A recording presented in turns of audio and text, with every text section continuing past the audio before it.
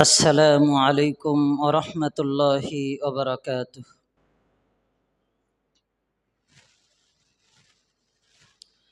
الحمد لله نحمده ونستعينه ونستغفره ونعوذ بالله من شرور أنفسنا ومن سيئات أعمالنا.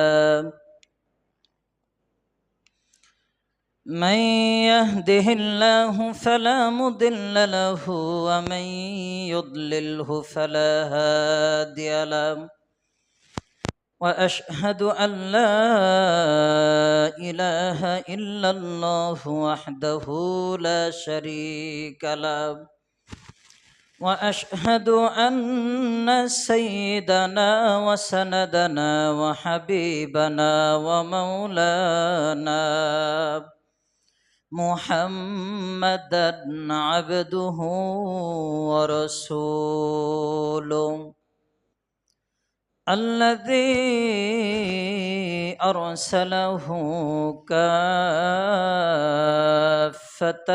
للناس بشيرا ونذيرا وداعيا إلى الله بإذنه وسراجا وقمرا منيرا.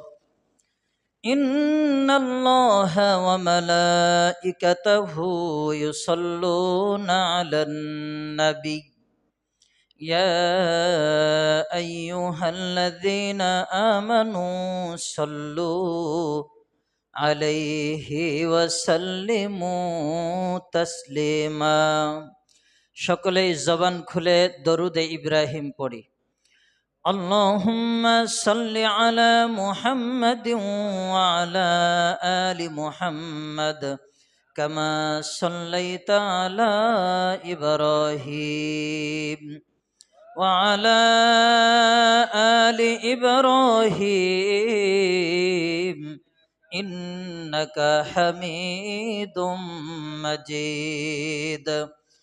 اللهم بارك على محمد وعلى آل محمد كما باركت على إبراهيم وعلى آل إبراهيم إنك حميد مجيد। সমস্ত প্রশংসা মহান আল্লাহ জাল্লা শানুহুর দরবারে, যেই মহান রব্বে করিম রবের গোলামি করবার উদ্দেশ্যে আল্লাহর ঘর মসজিদে আগে আগে আসার এবং বসার তৌফিক এনায়েত করেছেন। ওই মহান রবের আলিশান দরবারে জবান খুলে একবার কালিমাতুশ শুকুর আদায় করি, বলি আলহামদুলিল্লাহ। আমরা আরেকটু আওয়াজ দিয়ে বলি আলহামদুলিল্লাহ।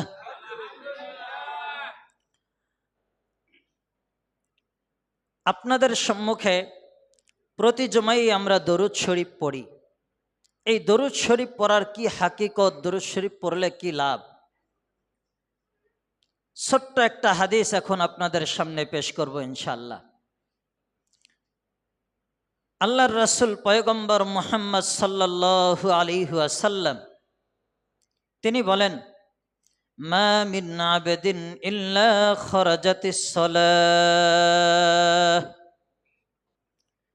মিন ফিহি মুসরিআতান ফালা ইয়াবকা বাররুন ওয়ালা বাহরুন ওয়ালা শারকুন ওয়ালা গরবুন ইল্লা তামুররু বিহি ওয়া তাকুলু আনা সালাহ ফুলান ইবনি ফুলানিন সাল্লা আলা মুহাম্মাদিনিল মুখতারি আলা খালকিল্লাহ ফালা ইয়াবকা শাইউন ইল্লা সাল্লা আলাইহি। আমার আপনার নবী পয়গম্বর মুহাম্মদ সাল্লাল্লাহু আলাইহি ওয়াসাল্লাম তিনি ইরশাদ করেন, বলেন, আল্লাহর যেই বান্দা বান্দি আল্লাহর রাসূলের শানে দরুদ শরীফ পড়ে, যেই কোনো দরুদ শরীফই পড়তে পারে, আল্লাহর বান্দা বান্দিরা যদি নবীর মহাব্বতে, নবীর ভালোবাসা অন্তরে রেখে নবীকে মহাব্বত করে আল্লাহরকে খুশি করবার উদ্দেশ্যে আল্লাহর কোনো বান্দা বান্দি যদি নবীর শানে দরুদ শরীফ পাঠ করে, আল্লাহর যেই বান্দা বান্দি দরুদ শরীফ পাঠ করে, ওই বান্দা বান্দির জন্য আল্লাহ তাআলা ঘোষণা করেন, এই দরুদের বাক্যগুলি তার জবান থেকে বাহির হওয়া মাত্র, দরুদ পড়ার সময় আমরা একটা একটা শব্দ উচ্চারণ করলে, একটা একটা শব্দ, কয়েকটা শব্দ মিলিয়ে একটা বাক্য তৈরি হয়।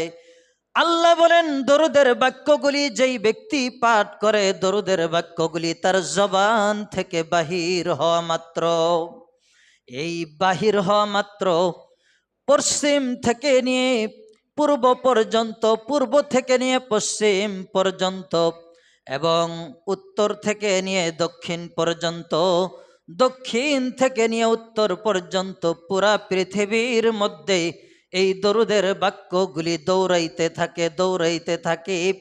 আর এই কথার সাক্ষ্য দিতে থাকি যে আল্লাহ তোমার দুনিয়ার জমিনে অমুকের পুত্র অমুক, আব্দুল্লাহর ছেলে আব্দুল মোবারক, ওই বান্দাটি তোমার হাবিবের শানে দরুদ শরীফ পাঠ করেছে, বড় মহাব্বত করে তোমার নবীকে। তুমি যদি তোমার এই বান্দার গুনাহ মাফ না করো আল্লাহ, আমরা ততক্ষণ পর্যন্ত মানুষের কাছে বা বিভিন্ন জায়গায় আমরা তার মাগফিরাত কামনা করতে থাকব। এই দরুদের বাক্যগুলি যত জায়গায় দৌড়ায় পৃথিবীর বুকের মধ্যে, গাছপালা তরুলতা সকলেই ওই ব্যক্তির জন্য দরুদের কারণে তার মাগফিরাত কামনা করতে থাকে। আল্লাহ তোমার বান্দাটি তোমার নবীকে মহাব্বত করে দরুদ শরীফ পাঠ করেছে, যাকে সৃষ্টি না করলে আল্লাহ তুমি দুনিয়া কখনোই সৃষ্টি করতে না, এমন বান্দাকে তুমি সৃষ্টি করেছো। ওই বান্দার শানে তোমার বান্দা মহব্বত করে দরুদ পড়েছে, অতএব আল্লাহ তুমি তোমার ওই বান্দাকে মাফ করে দাও। এই কথাগুলি বলতে বলতে সারা দুনিয়ার মধ্যে ঘোষণা করতে থাকে। আল্লাহ বলেন যে আমি আমার ওই বান্দার গুনাহগুলি মাফ করে দেই। এ কারণেই দরুদ শরীফ পড়ি।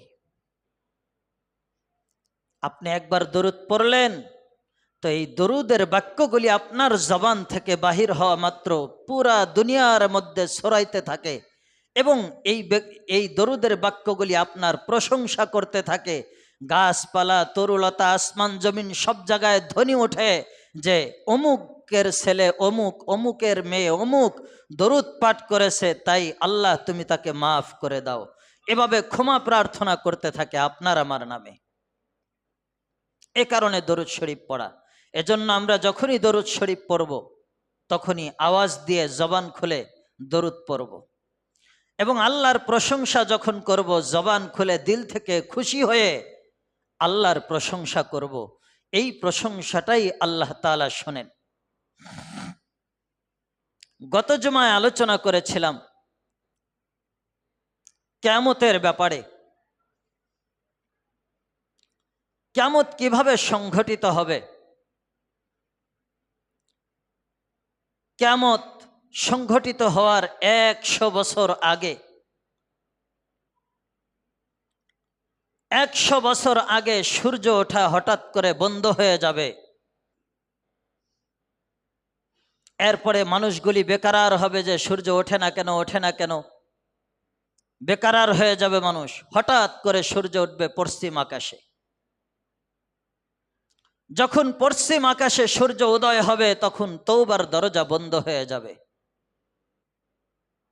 সূর্য পশ্চিম আকাশে ওঠার আগ পর্যন্ত দুনিয়ার জমিনে বান্দা গুনাহ করলে, গুনার ব্যাপারে যদি আল্লাহর কাছে মাফ চায়, আল্লাহ আমি দুনিয়ার জমিনে গুনাহ করে ফেলছি, আমার দ্বারা বড় অন্যায় হয়ে গেছে, আমার অপরাধ হয়ে গেছে। ওগো আল্লাহ, তুমি মেহেরবানি করে আমার গুনাহগুলি মাফ করে দাও। আমি আর বাকি জিন্দেগিতে কোনোদিন গুনাহ করব না বলে ইরাদা করলাম।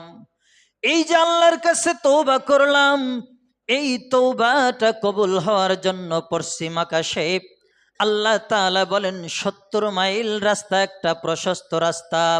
এই রাস্তা দিয়ে বান্দারা যত তওবা করে, এই তওবাগুলি পশ্চিম আকাশের ওই রাস্তা দিয়ে আল্লাহর কাছে পৌঁছে যায়। বলেন একটু জোরে আওয়াজ দিয়ে সুবহানাল্লাহ। কারণ এটা আল্লাহর পক্ষ থেকে একটা নেয়ামত। আপনি এখন তওবা করলে তওবা কবুল হওয়ার সুযোগ আল্লাহ তাআলা রেখেছেন।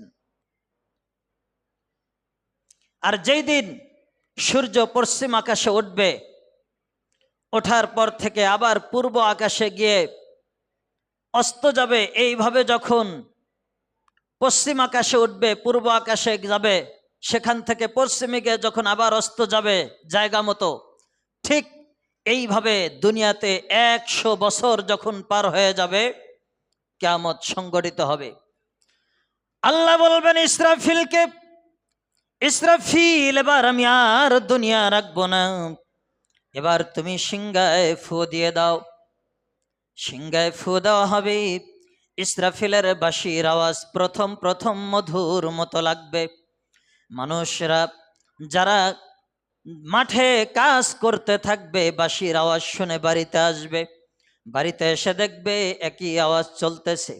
এইভাবে ইসরাফিলের এই বাঁশির আওয়াজটা ১ দিন নয়, ২ দিন নয়, ১ মাস নয়, ২ মাস নয়, ৬ মাস পর্যন্ত এই বাঁশির আওয়াজ বাজতে থাকবে। এই বাঁশির আওয়াজ ধীরে ধীরে ধীরে ধীরে আওয়াজটা বাড়তে থাকবে, ভলিউম বাড়তে থাকবে।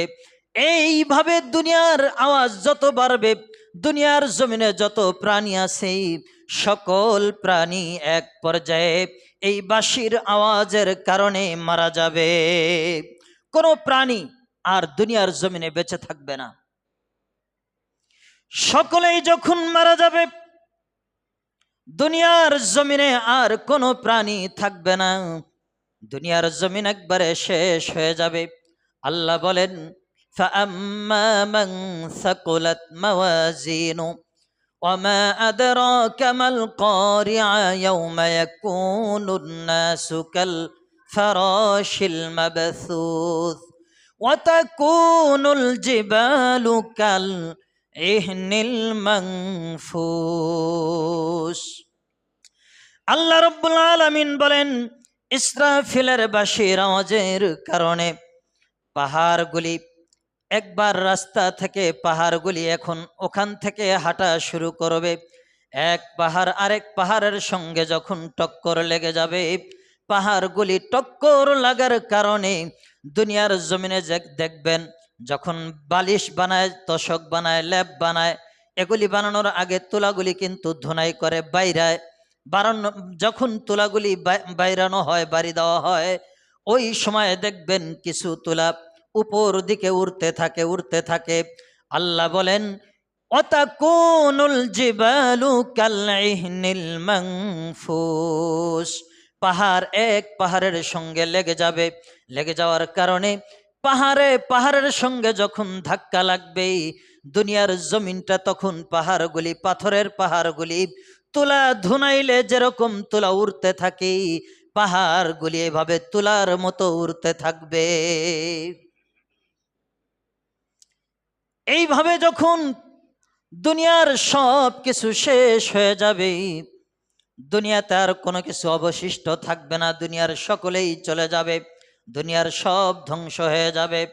এমন মুহূর্তে আল্লাহ তাআলা, আল্লাহ রব্বুল আলামিন যখন বলবেন যে দুনিয়া তো ধ্বংস হয়ে গেল, দুনিয়ার আর কোনো প্রাণী নাই, এবার আজরাইলকে আল্লাহ জিজ্ঞেস করবেন, আজরাইল এবার বলো তো দেখি আর কে কে বাকি আছে।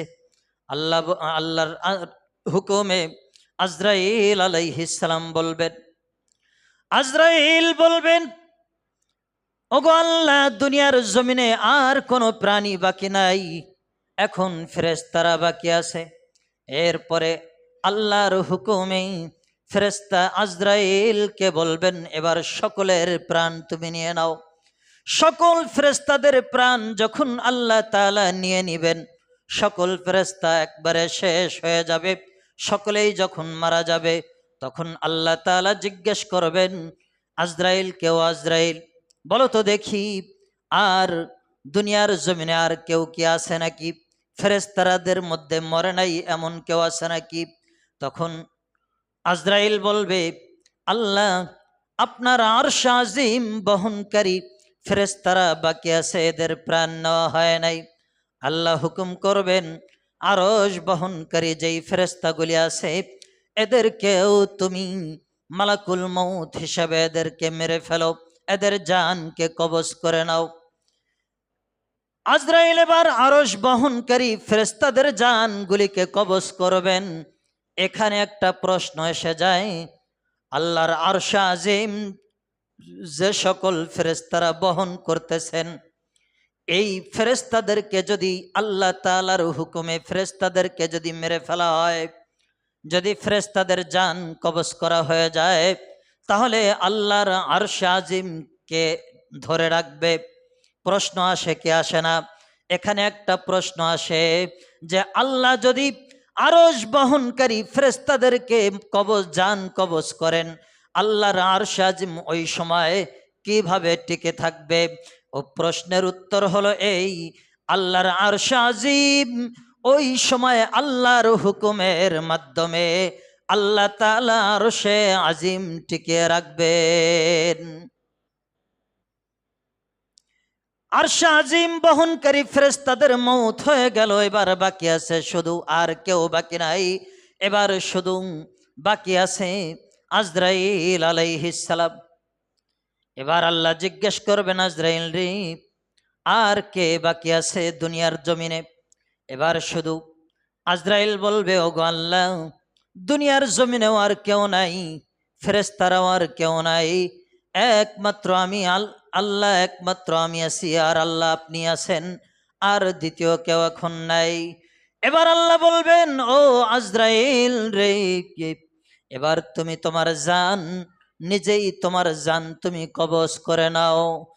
তুমি তোমার জান, তুমি নিজেই তোমার জানকে আজরাইল কবজ করে নাও।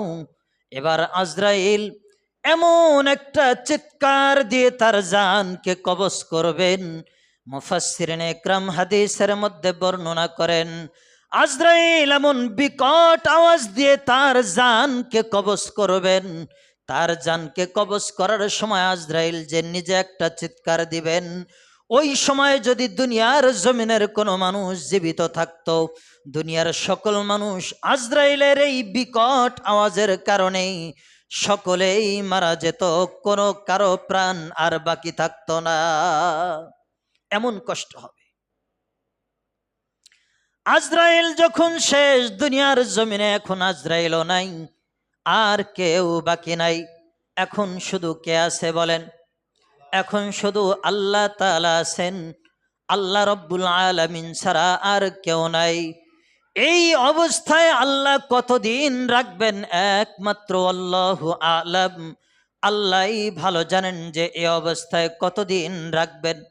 এই অবস্থায় আল্লাহ বহুদিন যাওয়ার পরে এই অবস্থায় যখন রাখবেন, যখন কেউ নাই, তখন আল্লাহ তাআলা একা একাই বলবেন, দুনিয়ার জমিনে তোমরা এখন কারা আছো যারা রাজা বাদশাহী করেছ? এখনকার রাজত্ব, এই দিনের রাজত্ব কার এখন তোমরা বলো? দুনিয়ার জমিনে রাজা বাদশারা কোথায়? দুনিয়ার জমিনে যারা রাজা বাদশারা ছিলে, আমি আল্লাহর হুকুম বাদ দিয়ে তোমরা নিজেরাই নিজেদেরকে খোদা দাবি করেছ, আমি আল্লাহর হুকুম বাদ দিয়ে তোমরা তোমাদের নিজের হুকুম মতো দুনিয়ার শাসন ক্ষমতাকে পরিচালনা করেছ। এখন তোমরা বলো তো, আজকের এই দিনের রাজত্ব কোথায়? আইনাল মুলুক? এখন কেউ কি আসো নাকি যে তোমরা রাজত্ব করবা? আজকের এই দিনের রাজত্ব কার? আজকের এই দিনের রাজত্ব কে পরিচালনা করবে? যদি তোমরা কেউ থাকো, এখন চলে আসো রাজত্ব চালাইবার মতো। কেউ তখন উঠবে না, কেউ তখন সামনে দাঁড়াবে না। ওই সময়টা এমন হবে, কিছুদিন যাওয়ার পরে এমন হবে, এই সময়টা কেউ যখন উঠবে না, হঠাৎ করে বহুদিন পরে আল্লাহ রব্বুল আলামিন ইসরাফিল আলাইহিস সালামকে আবার জীবিত করবেন। ইসরাফিলকে জীবিত করেই দ্বিতীয়বার আল্লাহ তাআলা বলবেন, এবার সিংহায় ফু দিয়ে দাও। এবার যখন ইসরাফিলের হুকুমে দ্বিতীয়বার সিংহায় ফু দেওয়া হবে, দ্বিতীয়বার সিংহায় ফু দেওয়ার পরেই আল্লাহর হুকুমে কত মানুষ দুনিয়ার জমিনে মারা গেছে।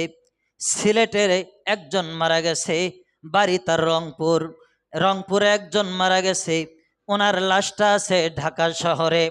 এইভাবে এক একজনের লাশ এক এক জায়গায় পড়ে আছে, এক একজনের হাড় হাড্ডি এক এক জায়গায় পড়ে আছে। আল্লাহর হুকুমে ওই দিন সমস্ত হাড় হাড্ডি গুলা একত্রিত হয়ে যাবে।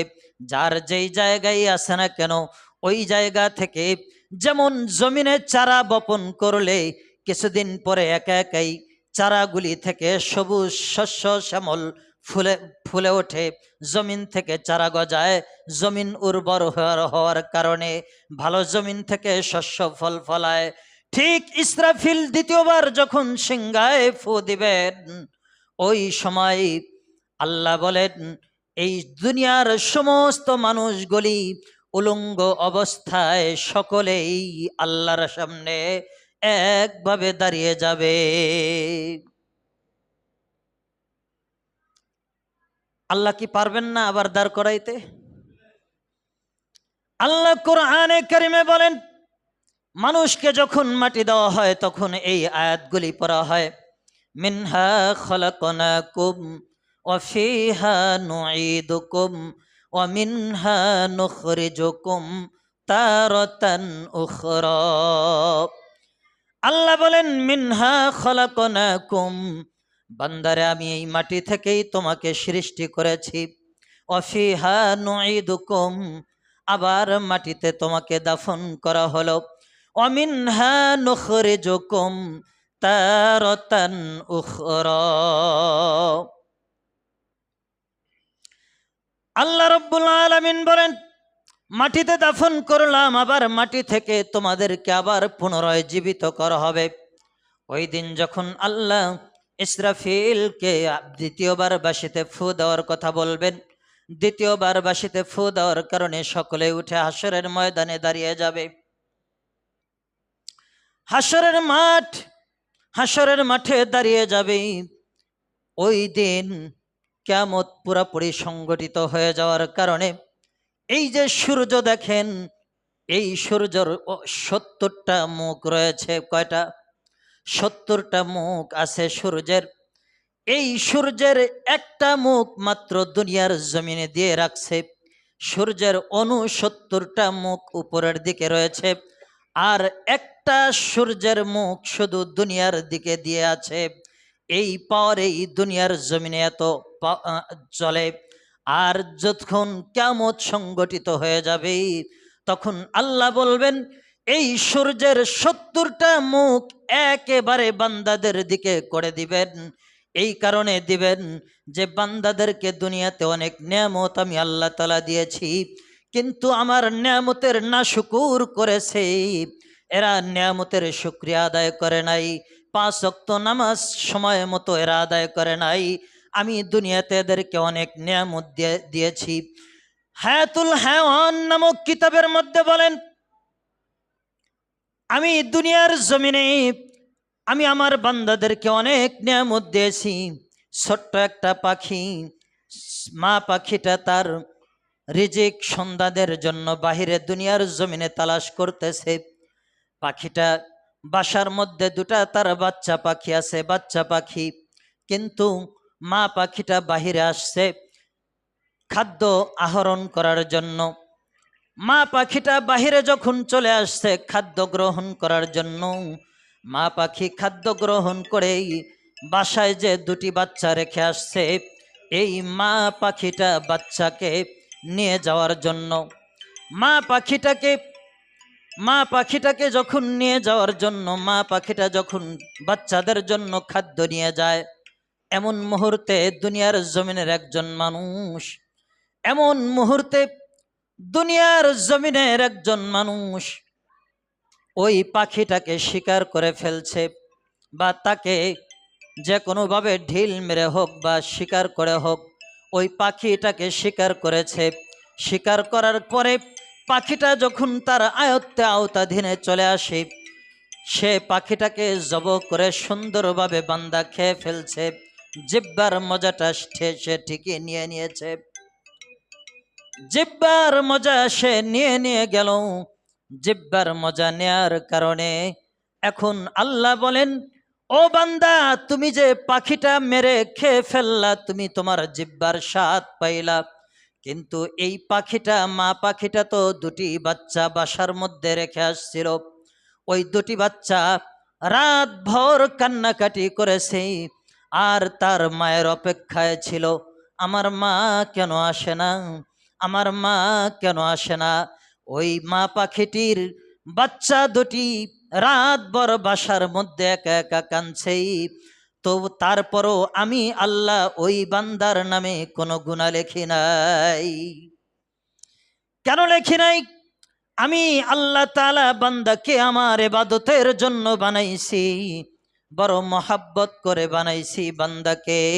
এই কারণে আমি আল্লাহ তাআলা বান্দার নামে কোনো গুনাহ লেখি নাই। ওই দিন আল্লাহ বলবেন, দে রে, সূর্যকে হুকুম করবেন আল্লাহ, আমার বান্দার উপরে তার 70টা মুখ দিয়ে যখন সূর্য তাপ দিতে থাকবে, এই সূর্যের তাপে বান্দাগুলির মগজগুলি গলে গলে পড়তে থাকবে, মগজ গালায়া দে। আল্লাহ বলবেন, এদের মগজগুলি ধোলাই করে দে, গালায়া দে। কারণ হলো এরা দুনিয়ার জমিনে আমার নেয়ামতগুলি উপভোগ করেছে, কিন্তু এরা আমার নাফরমানি ছাড়া আর কিছুই করে নাই। আল্লাহ এই কথা বলবেন। এরপরে সূর্য তাপ দিতে থাকবে। হাসরের ময়দানে এখনো বিচার কায়েম হয় নাই, বিচার কায়েম হয় নাই। এমন বিচার কায়েম হওয়ার আগ পর্যন্ত সকলেই পেরেশান থাকবে আর ইয়া নাফসি বলতে থাকবে, আল্লাহ বাঁচাও, আল্লাহ বাঁচাও, এই কথা বলবে। হায় আমার কি উপায় হবে, আমি কি করব, এই কথা খুলি বান্দাগুলি বলতে থাকবে। আর সে বলবে আমার কি উপায় হবে, এই কথাগুলি বান্দাগুলি ওই সময় বলতে থাকবে আর নাফসি নাফসি করতে থাকবে। একমাত্র আমার আপনার নবী পয়গম্বর মুহাম্মদ সাল্লাল্লাহু আলাইহি ওয়াসাল্লাম, তিনি ব্যতীত যত নবী আছে, যত রাসূল আছে এবং যত সাহাবায়ে কেরাম আছে, সকলেই ওই সময়ে নাফসি নাফসি করবে। হাসরের ময়দানে মানুষগুলির অবস্থা কি হবে? আম্মা জান আয়েশা সিদ্দিকা রাদিয়াল্লাহু তাআলা আনহা বলেন, হাসরের ময়দানে যখন সকলেই উলঙ্গ অবস্থায় উঠবে, তখন কি আমাদের লজ্জা হবে না? তখন কি আমাদের লজ্জা হবে না? আল্লাহর রাসূল তখন বলছেন, হাসরের ময়দানে মানুষগুলির এমন অবস্থা হবে, একজন আর একজনের দিকে তাকাইবার ক্ষমতা থাকবে না। যার যার নাফসি নাফসি, যার যার চিন্তায় বিভোর থাকবে। কিছু মানুষ থাকবে ঈমানওয়ালা আর কিছু মানুষ থাকবে বেঈমান, কাফের মুশরিক। কিন্তু যারা ঈমান নিয়ে মরছে, এদেরকে আল্লাহ তাআলা জাহান্নামে দিবেন না। ঈমান নিয়ে যারা মারা গেছেন, এদেরকে আল্লাহ তাআলা জাহান্নামে দিবেন না। আল্লাহ বলেন, আমি আল্লাহ এদেরকে জীবিত করতে পারবো। ওই দিন কেমন ভাবে? আমি আল্লাহ বান্দাকে বড় মহাব্বত করে বানাইছি। মায়ের পেটের মধ্যে যখন বান্দার কোনো অস্তিত্বই ছিল না, বান্দা মায়ের পেটের মধ্যে কোনো অস্তিত্বই ছিল না, যখন আমি তাকে মায়ের পেটের রেহেমের মধ্যে দিয়ে অস্তিত্ব দান করলাম, আমি তাকে একদিন 2 দিন নয়, বরং আমি তাকে 9 মাস পর্যন্ত আদর যত্ন করে মায়ের পেটের মধ্যে তার নিজের চেহারাটাকে, বান্দার চেহারাটাকে আমি বড় মহাব্বত করে বানাইলাম। 9 মাস পর্যন্ত মায়ের পেটে রাখে এরপরে আমি আমার বান্দাকে দুনিয়ার জমিনে আনলাম। এত মহাব্বত করে বান্দাকে বানাইছি, এই বান্দাকে আমি জাহান্নামে দেওয়ার জন্য বানাই নাই। আল্লাহ যখন হাসরের মাঠ, আল্লাহ যখন কায়েম হয়ে হাসরের মাঠ যখন কায়েম হয়ে গেল, আল্লাহর রাসূল কে আল্লাহ তাআলা বলবেন, আপনি মাকামে মাহমুদে আপনি বসে যান। আপনার জন্য, আল্লাহর বন্ধুর জন্য আল্লাহ বলবেন, বন্ধু আপনার জন্য আমি একটা চেয়ার বানাইছি, চেয়ার মাকামে মাহমুদ, এই চেয়ারের মধ্যে আপনি বসে যান।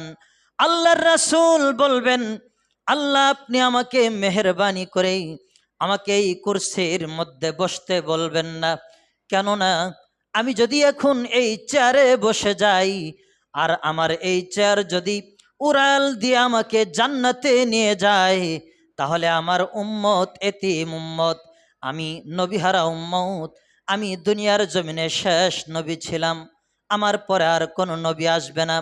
যেই উম্মতেরা আমি নবীকে দেখে নাই, অথচ আমি নবীর কথায় বিশ্বাস করে আল্লাহ আপনাকে ভালোবেসেছে, আমি নবীর মহাব্বতে তারা দুনিয়ার জমিনে আমি নবীর অনুকরণ করেছে, সুন্নতি লেবাস ধারণ করেছে, মুখে দাড়ি ছিল না, যুবক ভাইয়েরা দাড়ি রেখেছে, নবীর মহাব্বতের খাতিরে রাখছে।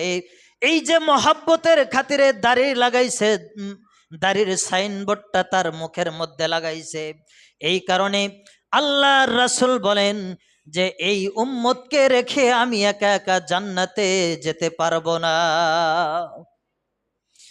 আল্লাহ তাআলা বলেন, নবী আপনার কোনো চিন্তা নাই, আপনি হলেন নবী রহমত, আপনি হলেন রহমতের নবী, আর আমি হলাম দয়াময় আল্লাহ, আমার নাম হলো রহমান, আমি দয়াময় আল্লাহ রব্বুল আলামিন, আমি দয়া করে মায়া করে আপনার এই বান্দাদেরকে, আপনার দয়া এবং আমার দয়া, দুই দয়ার মাঝখান দিয়ে আপনার উম্মত, খাঁটি উম্মত যদি কোনো বান্দা হয়, এই উম্মত জাহান্নামে কখনো যাবে না। কেমন নবীর উম্মত আমরা! এই নবীর উম্মত হওয়ার জন্য আমরা দরখাস্তও করি নাই, কিন্তু আল্লাহ তাআলা মায়া করে মহাব্বত করে আমাকে আপনাকে এই নবীর উম্মত হওয়ার তৌফিক দান করেছেন। এজন্য আমরা আল্লাহর রাসূলের সুন্নতের অনুকরণ করে আমাদের জীবন যাপন করার চেষ্টা করব। ছোট্ট একটা কথা বলি, একজন আবেদ 70 বছর পর্যন্ত ইবাদত করেছে।